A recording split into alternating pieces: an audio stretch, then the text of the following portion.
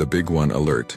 Mga lugar sa South Luzon na dapat maghanda Calabarzon, Laguna. Dumadaan ang West Valley Fault sa ilang bahagi. Mataas ang panganib. Cavite. Malapit sa fault system, posibleng makaranas ng malakas na lindol.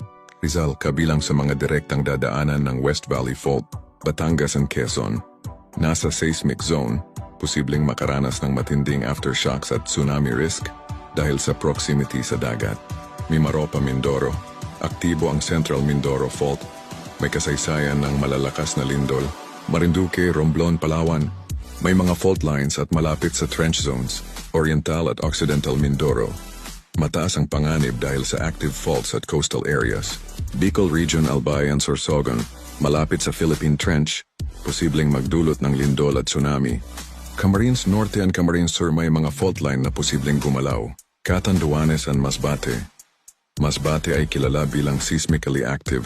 Huling gumalaw ang fault dito ilang dekada lang ang nakalipas. Dapat gawin ngayon, maghanda ng go bago. Emergency kit, alamin ang evacuation plan ng pamilya. Magpa-assess ng bahay gusali, lalo na kung malapit sa fault line. Makipag-ugnayan sa barangay at LGU. Iwasan ang pagtira sa landslide at fault line areas.